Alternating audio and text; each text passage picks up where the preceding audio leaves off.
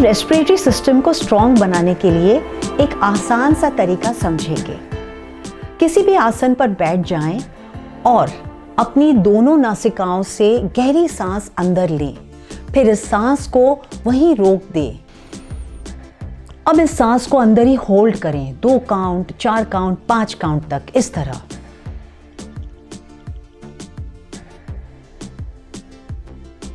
आप धीरे धीरे बढ़ाते रहें। जब आपको लगे कि आप अब सहन नहीं कर सकते तो धीरे धीरे सांस को आप छोड़ दें। है ना, बहुत आसान। धीरे धीरे क्षमता से अपनी होल्डिंग कैपेसिटी को बढ़ाएं। एक साधारण व्यक्ति के लिए 20 काउंट तक होल्ड करना सही माना जाता है। ये प्रैक्टिस करने से आपकी श्वसन प्रणाली स्ट्रॉन्ग होगी और आप इस रेस्पिरेटरी सिस्टम की बीमारियों को आसानी से झेल पाएंगे। प्राणायाम भी तो यही सिखाता है कि हम हमारी श्वास की होल्डिंग कैपेसिटी को बढ़ाएं। जब हम हमारी सांस को होल्ड करते हैं तब हमारे फेफड़ों में ऑक्सीजन बड़ी मात्रा में इकट्ठा होता है। इसके साथ साथ हमारे शरीर में कार्बन डाइऑक्साइड भी बड़ी मात्रा में इकट्ठा होता है।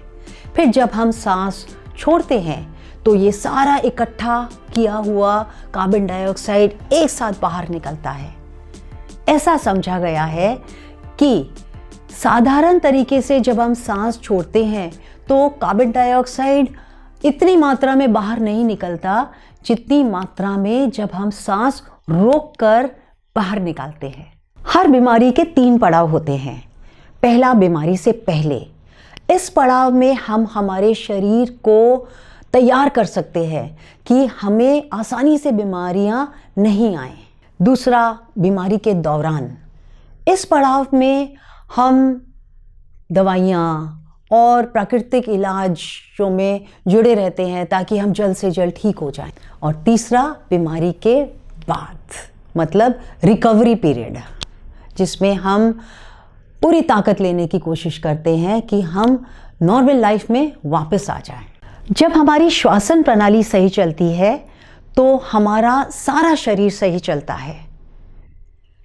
हमारी सांस की एक एक गति से हमारे शरीर का अस्वच्छ रक्त हमारे दिल के ज़रिए, जो दिल पंप करता है, दिल के ज़रिए वो हमारी फेफड़ों तक पहुंचता है, जहां ये अस्वच्छ रक्त स्वच्छ होता है। और हमारे फेफड़े फिर इस स्वच्छ रक्त को वापस दिल की तरफ भेजता है ताकि दिल हमारे पूरे शरीर में ये रक्त को सर्कुलेट कर सके। इसलिए ये जो संबंध है हमारे फेफड़ों और हमारे दिल का, इसे कायम रखना हमारे लिए बहुत ही आवश्यक है। मैं उपासना खोसला, आपकी अपनी योगा टीचर, आपको अपने योगा चैनल श्री अनंत योग धाम में स्वागत करती हूँ। इस वीडियो में हम सीखेंगे कि हम एक स्टीम इनहेलर का उपयोग योगिक तरीके से किस तरह कर सकते हैं ताकि हम इससे ज़्यादा में ज़्यादा फ़ायदा पा सकें। तो ये है मेरा स्टीम इनहेलर। ये एक साधारण सा मैंने लोकल केमिस्ट से ख़रीदा है, विनायक कंपनी का, 400 रुपये में। तो आप अगर स्टीम इनहेलर नहीं यूज़ करना चाहते तो आप एक जो हमारा देसी तरीका है, आप एक पतीले में पानी भर सकते हैं और उसमें आप गर्म पानी करके आप तौलिया ऊपर रख के आप भाप ले सकते हैं। लेकिन तौलिया जब आप ऊपर रखते हैं तो आप जो आपको क्रिया करनी है, जो आपको यौगिक तरीके करने हैं, वो आप आसानी से नहीं कर पाओगे क्योंकि तौलिया आड़े आएगा। तो ये हम स्टीम इनहेलर लेते हैं और इसको खोल के, ये 1 गिलास मैंने पानी यहाँ पर रखा है। अब ये 1 गिलास तो इसमें मैं भरती हूँ, इस 1 गिलास से आधे लेवल तक पानी भर जाएगा। हाँ, अब इसको मैं ऑन करूँगी।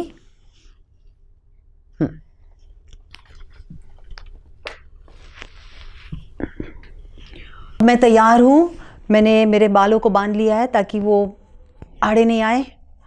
थोड़ा सा नीलगिरी का तेल मैं इस पानी में डालूँगी ताकि इसकी सुगंध से पूरा नेज़ल पैसेज, जो पूरा ये हिस्सा है, पूरा खुल जाए। और मुझे इसकी खुशबू भी बहुत अच्छी लगती है। तो ये यूकलिप्टस का तेल है, कोई भी कंपनी का आप ले सकते हैं। अब मैं इंतज़ार करूँगी कि पानी गर्म हो और इसमें से भाप निकलने लगे। नैपकिन रख लूँगी साथ में पसीना पोंछने के लिए।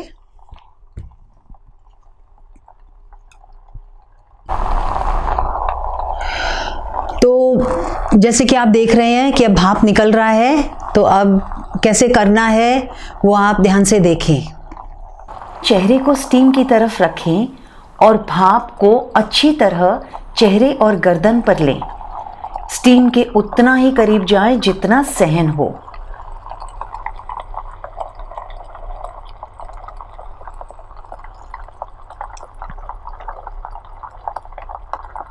अब जो नॉस्ट्रिल या नथना आपकी बंद है उस पर हल्के से उंगली दबाएं और दूसरी नॉस्ट्रिल से सांस लेते रहें।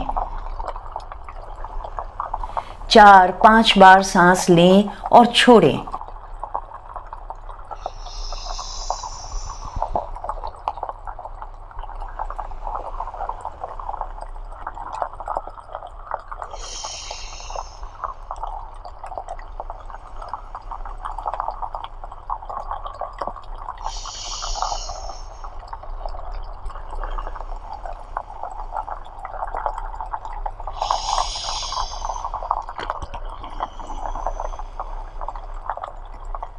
फिर दूसरी तरफ ठीक इसी तरह करें।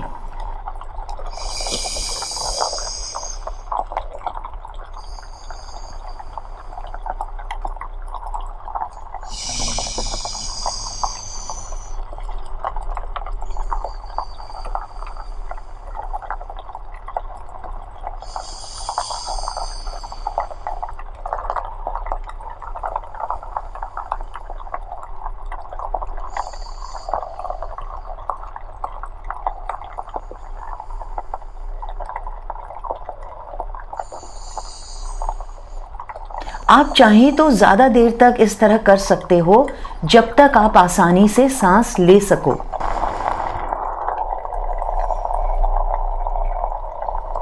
इसके बाद दूसरे तरीके से करेंगे।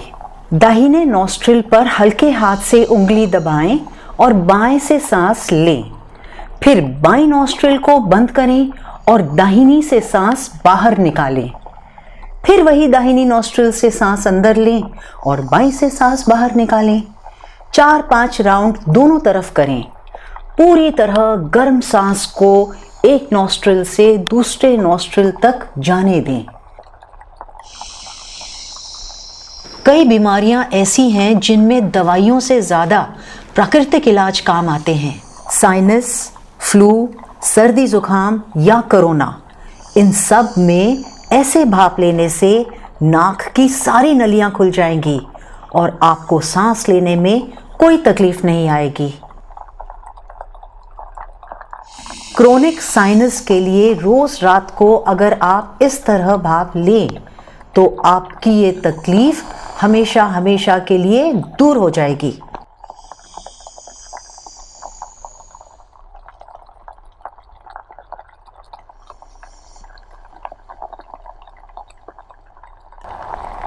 पूरा सेटअप दोबारा कर सकते हैं जब तक आप आसानी से सांस ले सकें।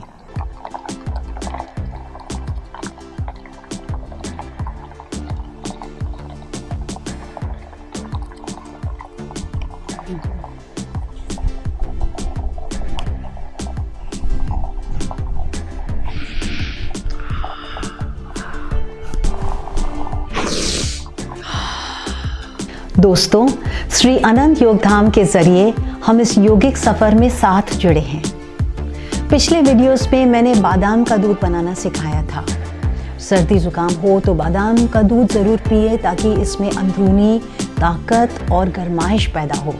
इसमें आप एक चुटकी हल्दी भी मिला सकते हैं। हमारे चैनल को लाइक करें, वीडियोस शेयर करें और सब्सक्राइब करना ना भूलें। हमारे साथ वक्त बिताने के लिए बहुत बहुत शुक्रिया।